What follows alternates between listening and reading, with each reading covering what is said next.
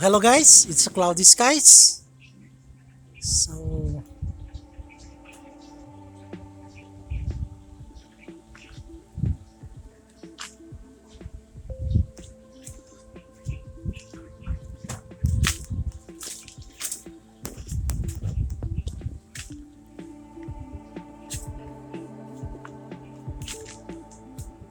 So that old antenna there is an old antenna which I used as part of my outdoor Wi-Fi antenna. So it is in my previous video, which earns not so many. I think around 24,000 views right now.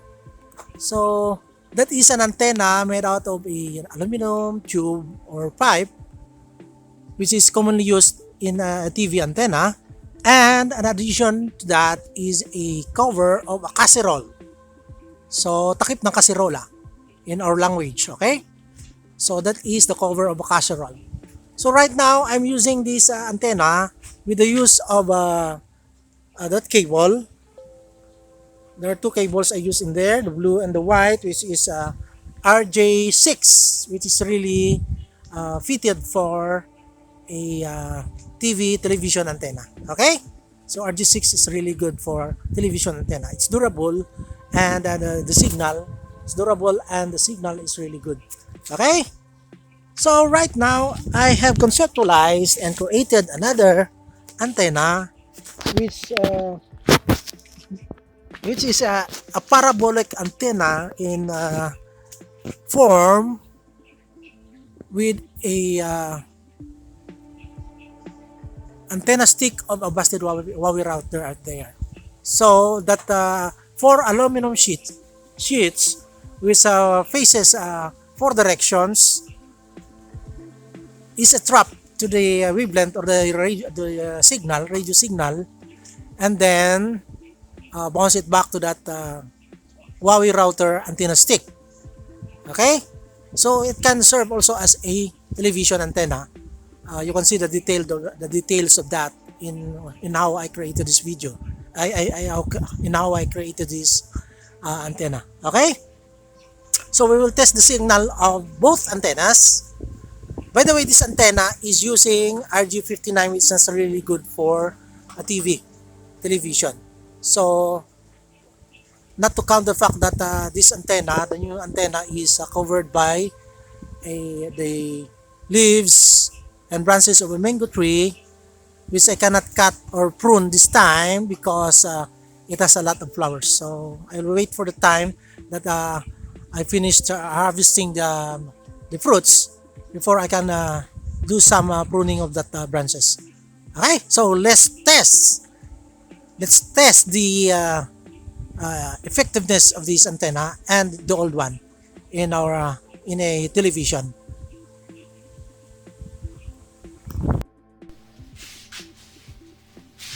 Okay guys, so we'll test that old antenna, which earns not so many, some views at YouTube right now at around 24,000 views.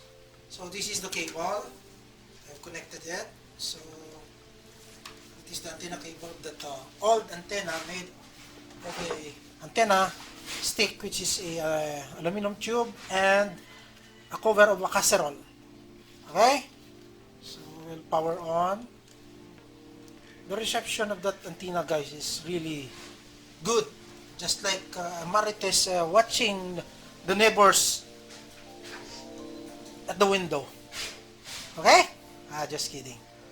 But seriously, it's clear. The reception is really good. So this is my previous video also. The use of a TV monitor, at the same time a TV, at the same time a computer monitor. So this is one of my videos also.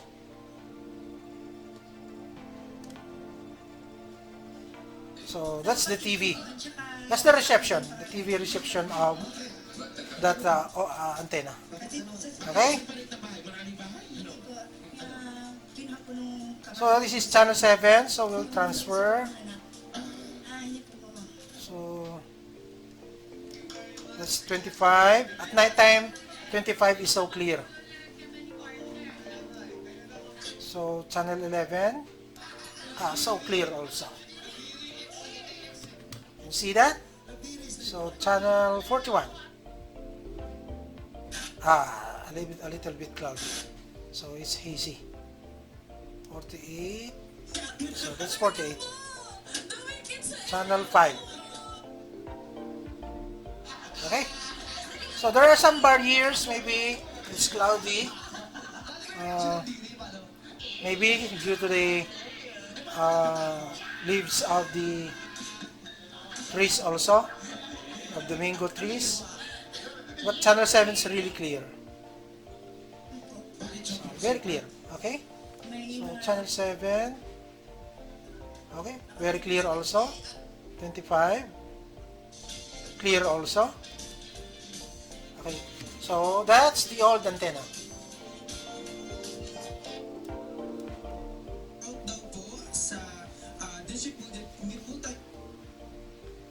Una po yung pagiging magandang bukas ng anak ko. Kinabukasan mo. Siyempre, ikaw pa rin ang inaalagaan mo nung Bukas po sa pero inisip ko na rin po yung maganda yung kanyang invent. Siyempre po, nanay. So we will turn it off and change the cable with the new antenna. That multi-directional antenna, a combination of a TV and outdoor Wi-Fi antenna.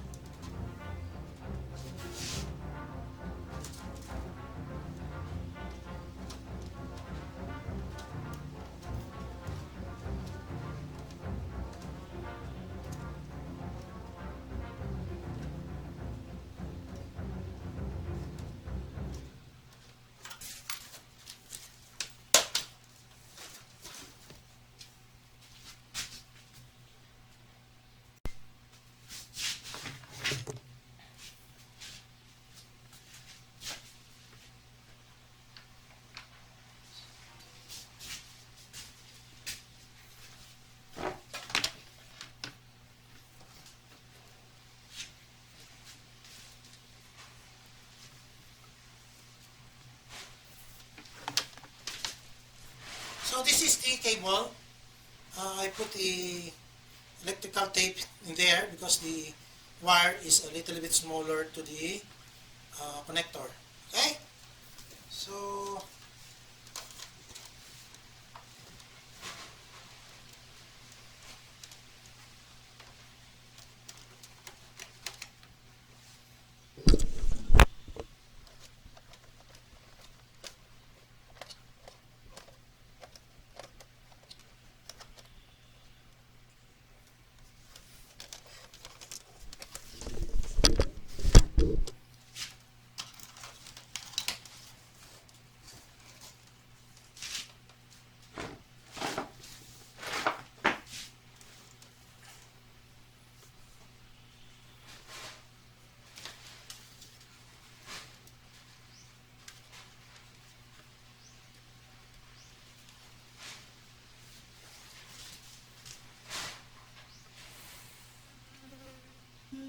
not so clear. Yun nung dagat po sa That's the problem because the reception is really hindered by the leaves of the branches of the mango trees. But it can receive a signal. Only that's not so clear compared to that old antenna of mine. So I'll try to have a budget for a PCIe TV card or at least a USB card, TV card, and test this new antenna to a digital TV. Although I have another option to change this to RG6. So to change the cable to RG6. Because the possibility is it's due to the cable also.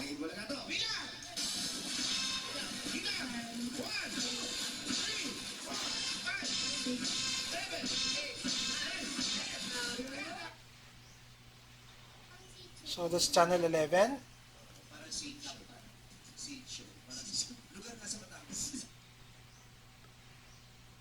You can't comprehend what is no, I cannot pick up the signal of channel 5. So 7 and 11.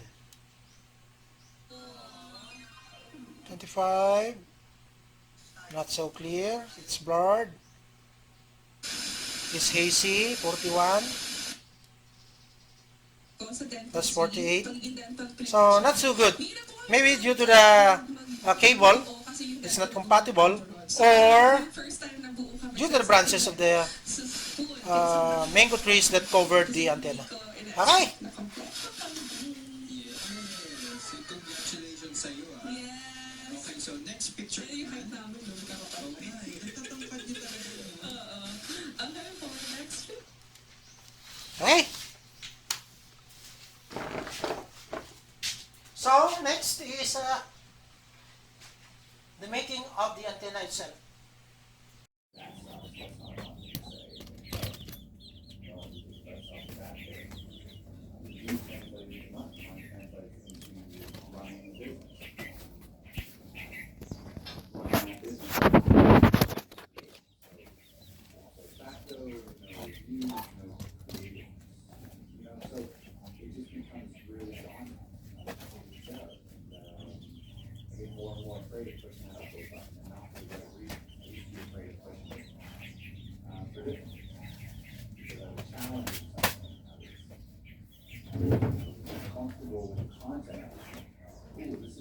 So the other Wi-Fi antenna, guys, is I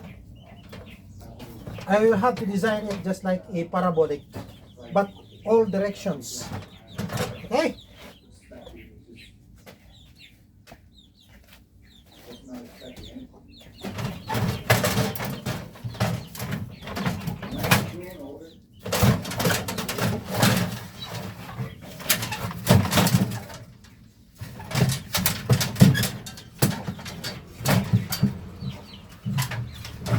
So this is pure aluminum, a signal conductor.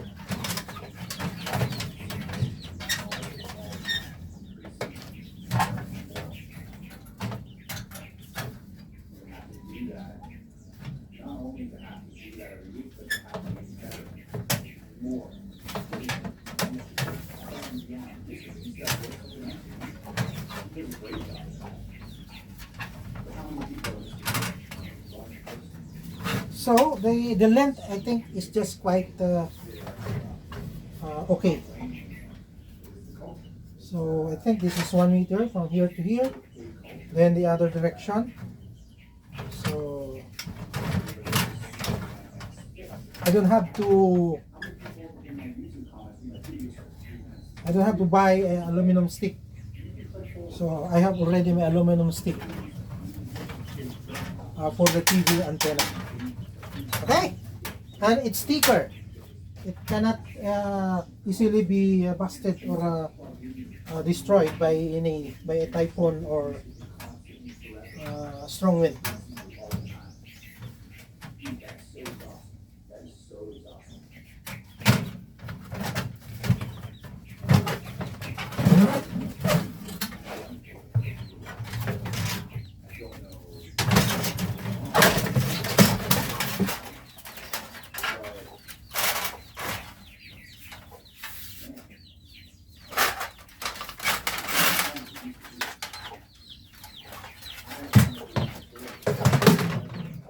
Okay.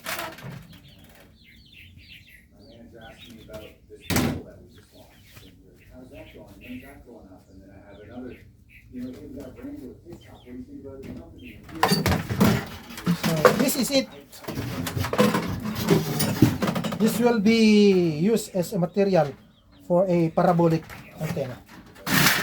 Outdoor Wi-Fi parabolic antenna. So pure aluminum. The materials is pure aluminum.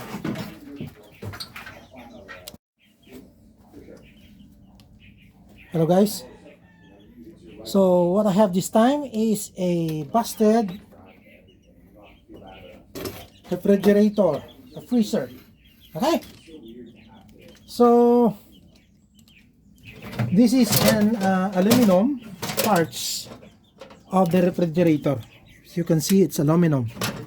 So I will make it a multi-directional TV antenna at the same time, a combo of TV antenna and an outdoor Wi-Fi antenna. So 1, 2, 3, 4. So this, all of these will face in different directions, from the east to the west, then north to south.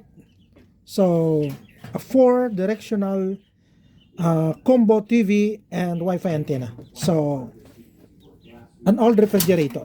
Okay.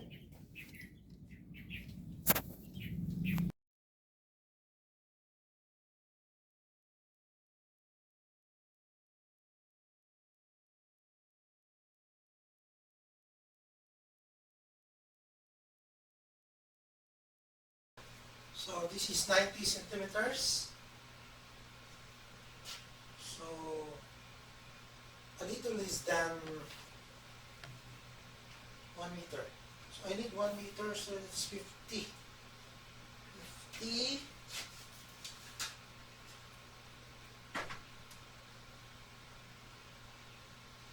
Then another 50 from the center. So 50 centimeter. Okay. So more or less I cut it here.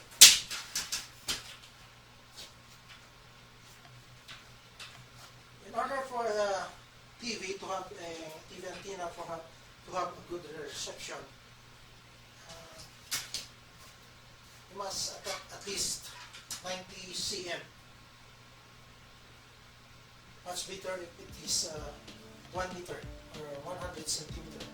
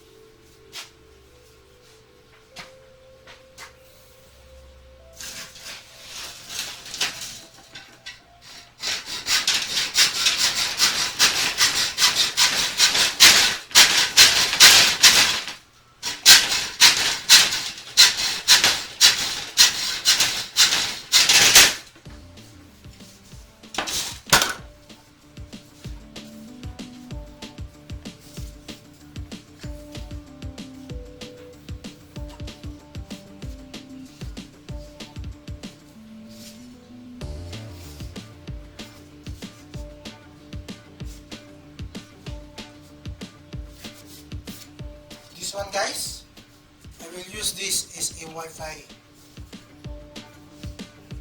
outdoor antenna.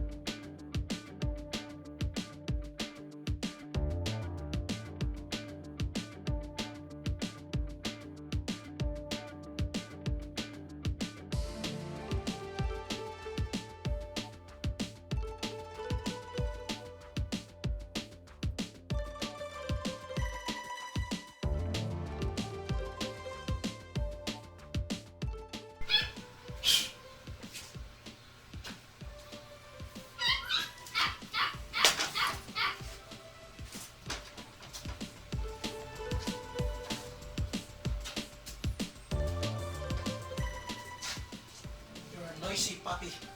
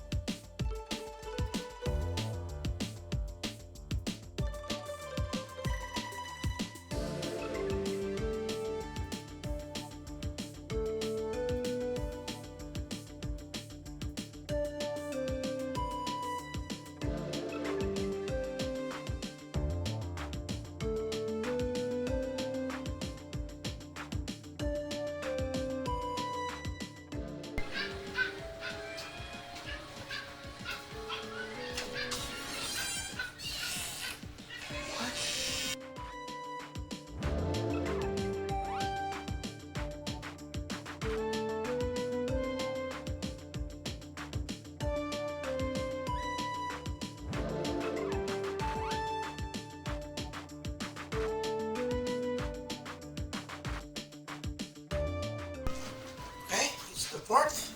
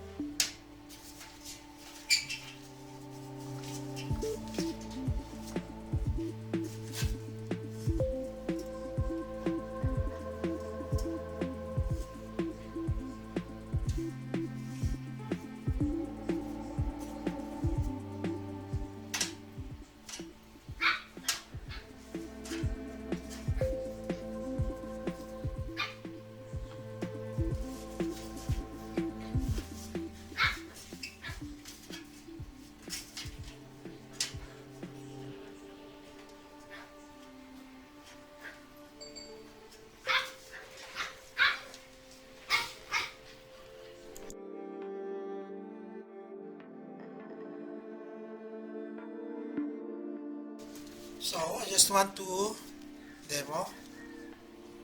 So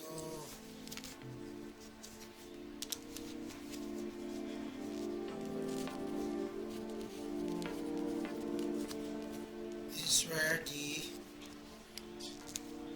antenna stick will be connected, and the wires, the extension wire will be connected here. Okay? So I just want to explain what I have done in my antenna sheet. Okay? Okay?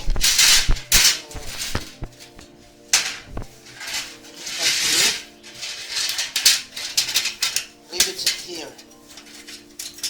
This is not the antenna that I'll be using because this is a globe antenna. That one is a spare antenna from my busted Huawei router. So I will use the busted antenna of antenna stick of my busted Huawei router. Okay?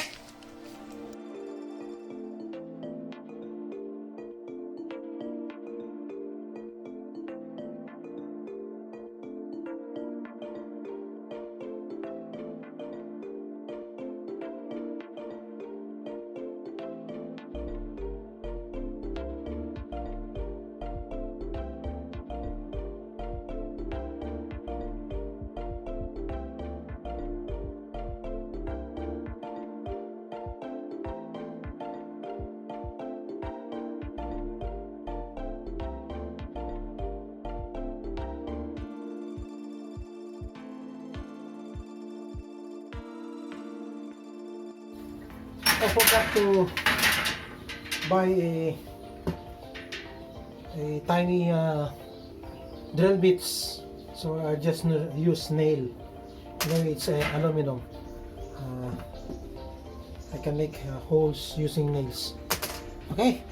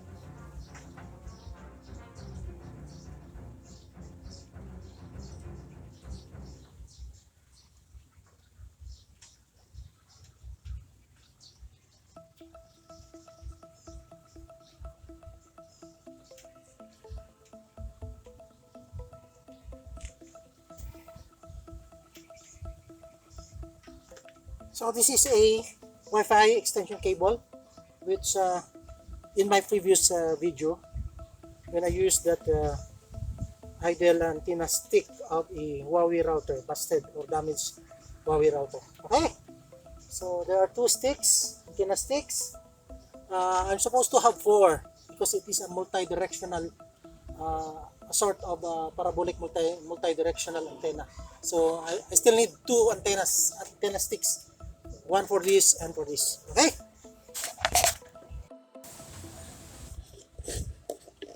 It's a cloudy skies, so I think it will be raining. Hey, with thunderstorms. In the meantime, I'll just have to, I cannot finish this, so I'll just have to harvest kangkong. Okay? Gulay muna ako ng kangkong. Mukhang babagsak ang ulan. Okay. Ayan. Dami kong kangkong dito sa roof deck.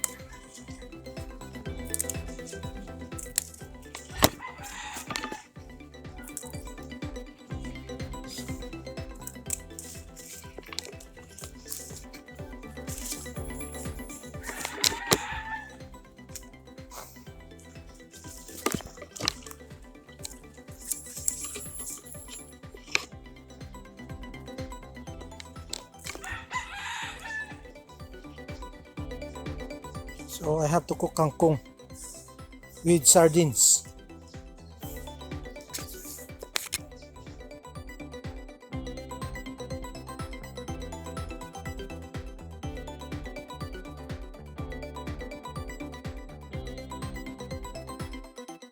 So this connection is for the TV antenna connection. So this is the TV and cable, antenna cable. Okay, so I have to erect it now.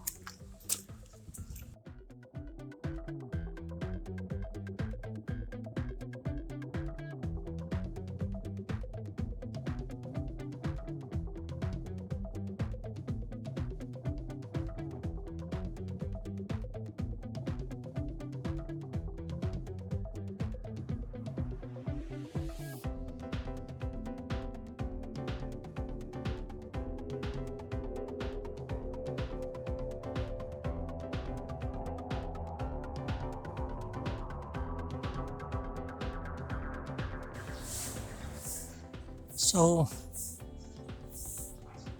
that's the multi-directional antenna. I finished erecting it. So we erect antenna. We don't erect anything else. Just kidding. Okay.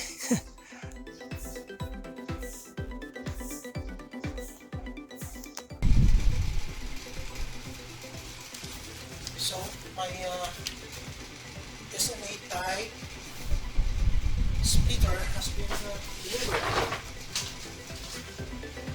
So I just received this. Test this one. Okay.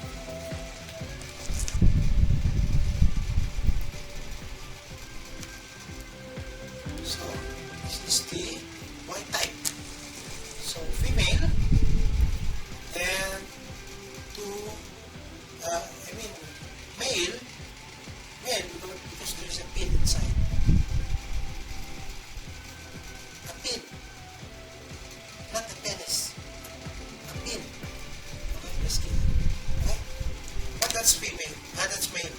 This is female. So the one that has the hole, the tiny hole at the center. Okay? That's female. Although the hole is tiny. Okay? I ordered 2 pieces. So I will attach them, both of them. Okay. So,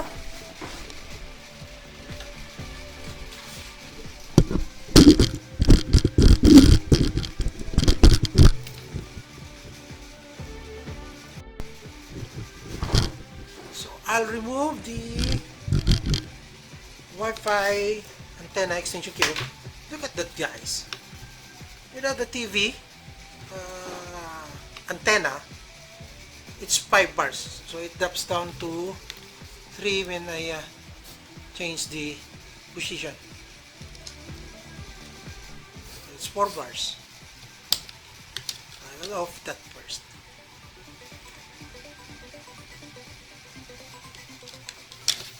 So, the male to female connector, the male to female connector, then the splitter. So I'll add another splitter which is a Y type, so that I will not put so much pressure in this splitter.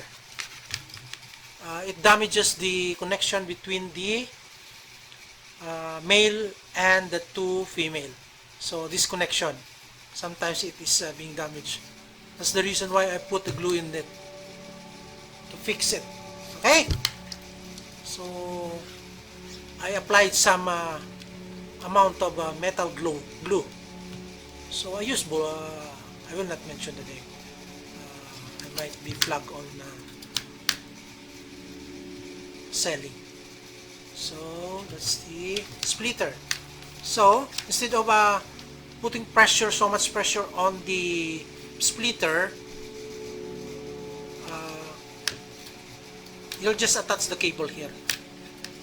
So I have still one spare. So if I can buy an omnidirectional antenna, I can still attach an omnidirectional antenna.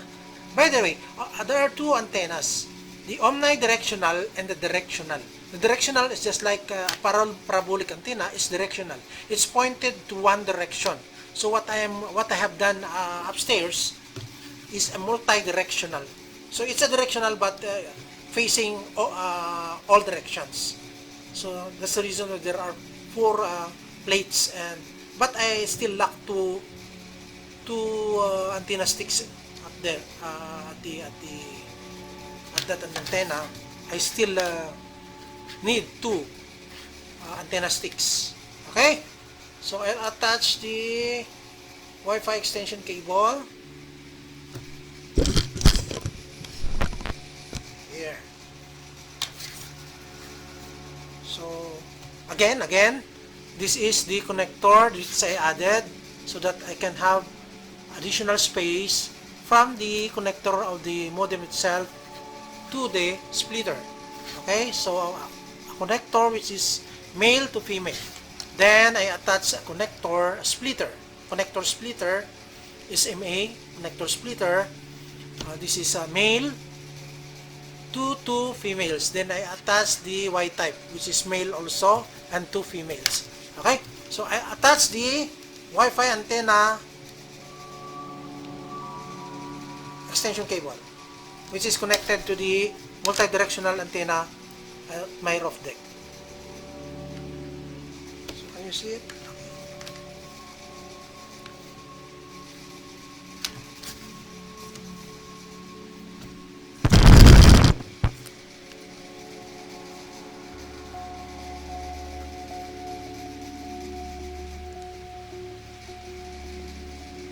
So by adding this Y-type splitter which has a cable, you'll not put so much pressure on the splitters. So that is to avoid damages on the connection and the splitter itself. Okay?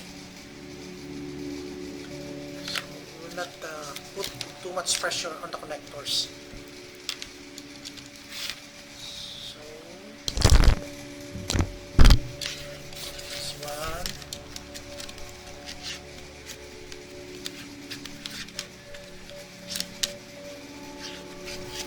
just the common Globe prepaid Wi-Fi, Globe at home prepaid Wi-Fi modem. So you can enhance the signal, the internet speed by adding some outdoor antennas. Okay, then I'll touch the other one.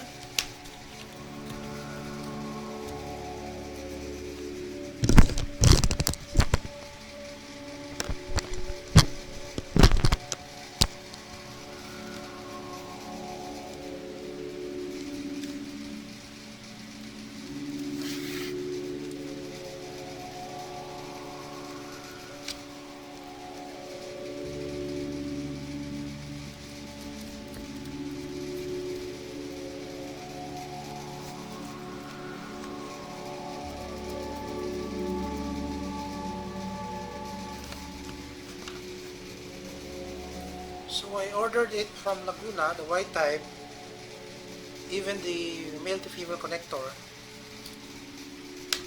but the delivery is from China, so there's no available locally. Even if I order it from Laguna, the seller, but the item was delivered was shipped from China.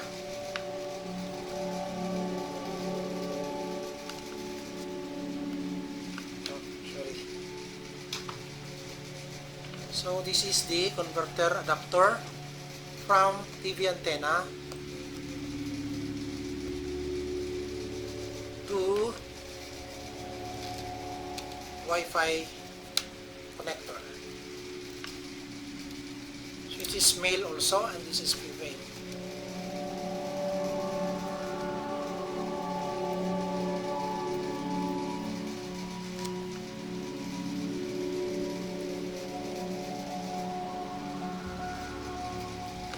Okay, we will test the speed. Okay, get back.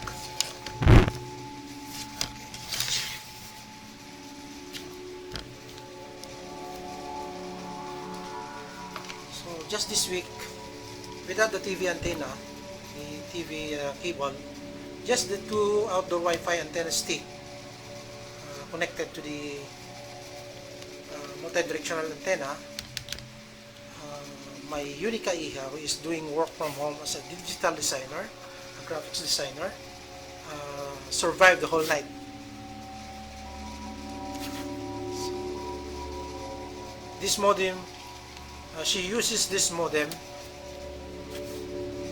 with a load of 50 pesos as a backup for her work from home jobs. And we don't find a problem with this. Okay, that's it. So I'll power it on.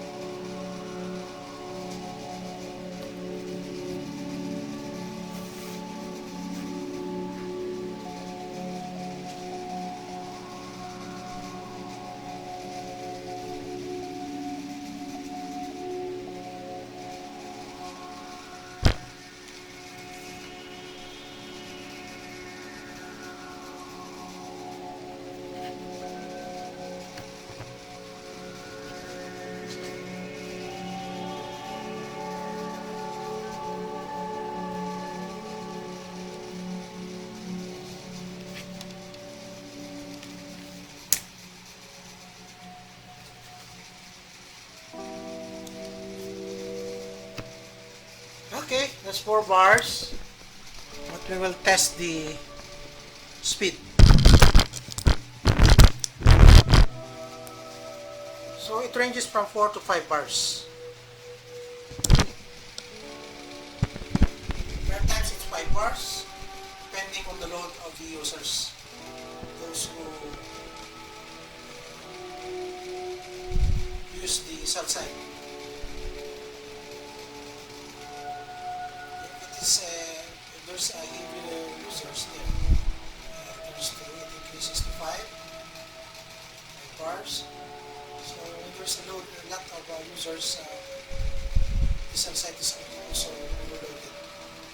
But at least 4 bars is already stable. So this is 5 bars this time.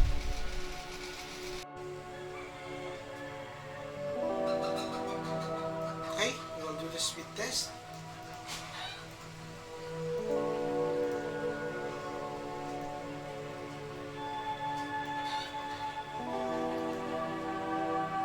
So right now I'm connected to Globe at Home. So Panga is our PLDT fiber connection. Then Yakuran Labs Choco is our D-Link router, which we use to route to different connections to several desktops. Three desktops, 4 desktops. Then to route also to cell phones and tablets. Okay, to devices. Okay, so right now we're connected at Globe Home AC378, which is the subject matter of our video. The Globe at Home prepaid Wi-Fi, of course, with the newly created multi-directional outdoor Wi-Fi antenna, homemade antenna.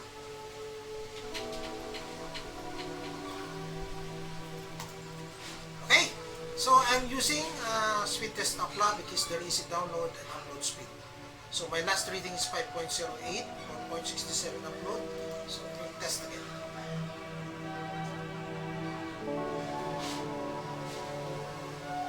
Okay, it's faster this time. Previous nights, maybe the users pointed to the cell site are too few. It reaches up to 24 Mbps download speed.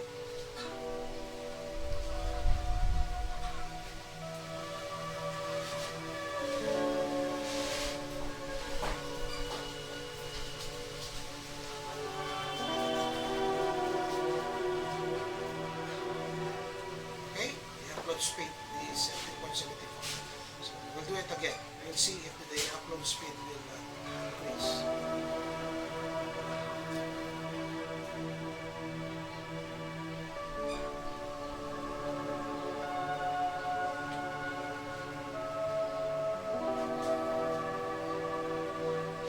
It's consistent this time, 11, 12, 12.4.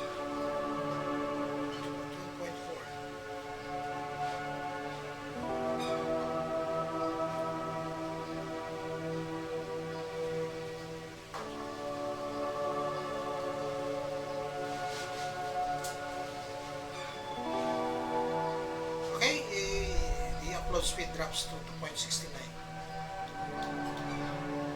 Now we will look at the speed test of the tablet. Okay?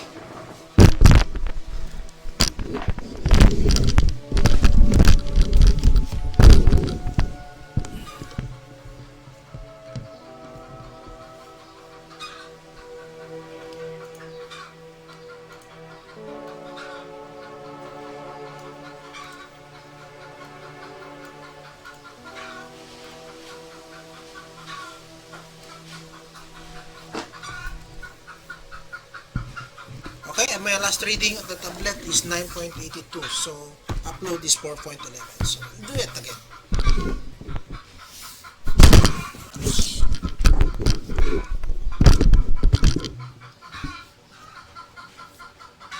But before that, we'll show the connection.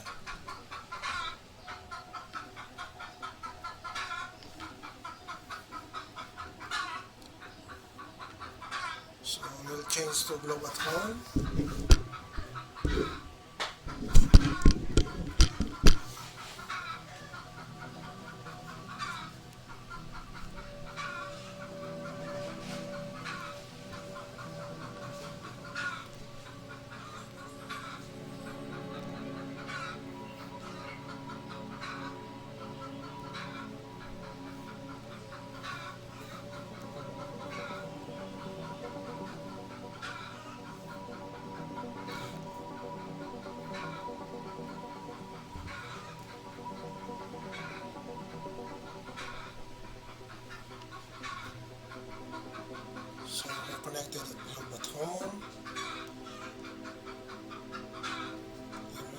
speed test.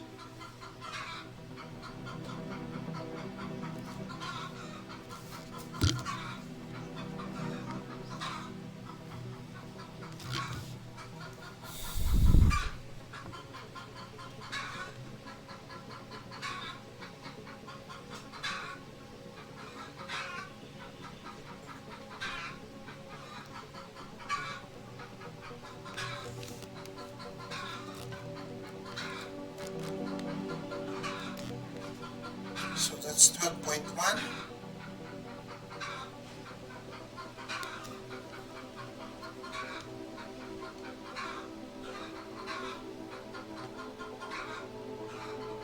And upload is 3.9. Again, the second time.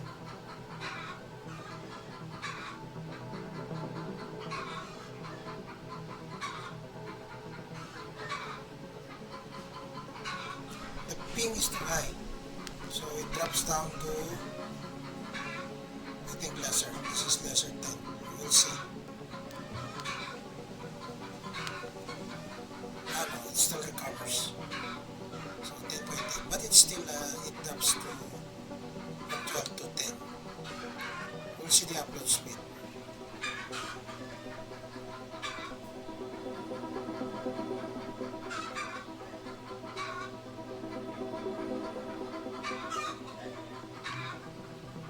Okay, one more time.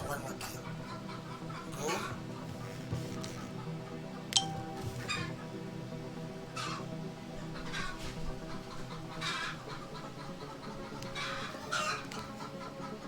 Somebody sent a message. It increases to 13.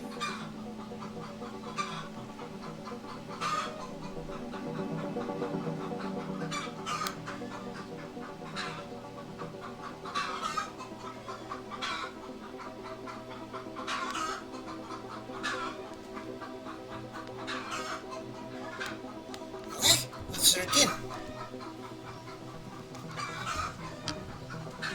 Okay guys, thank you so much for watching. That's complete the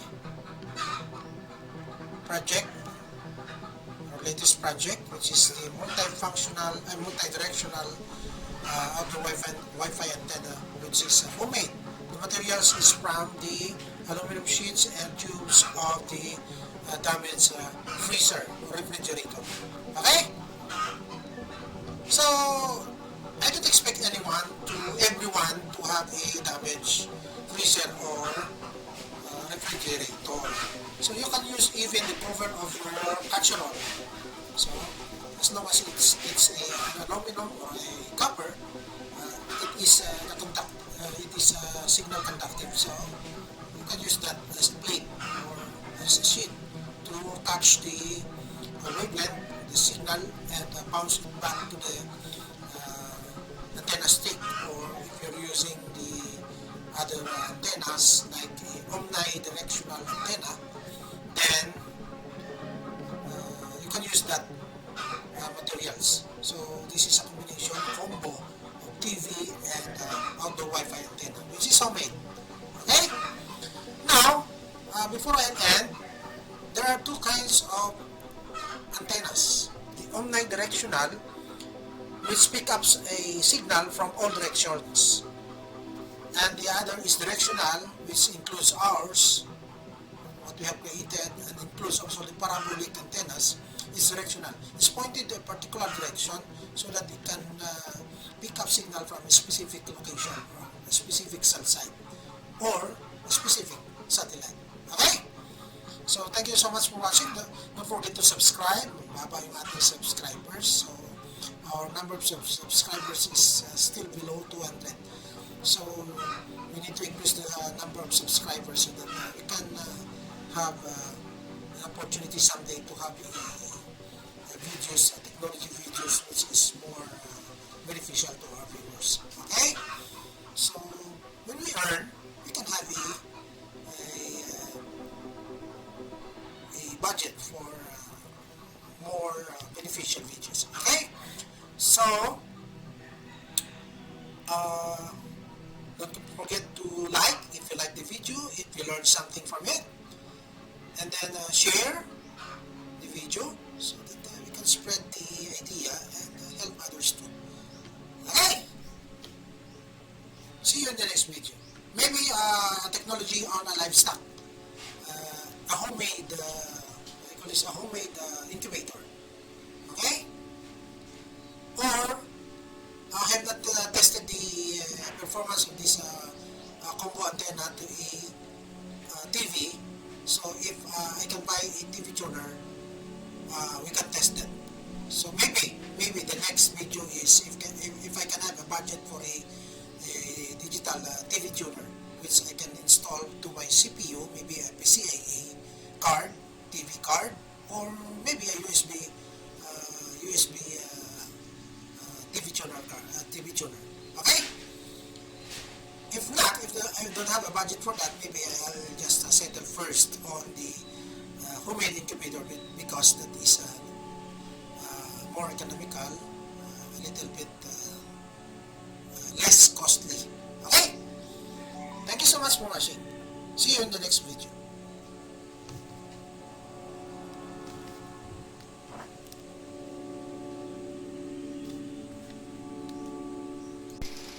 By the way, I cannot include the use of fuse or plastic fuse today in order to protect the modem and everything from lightning and thunderstorms because I cannot find copper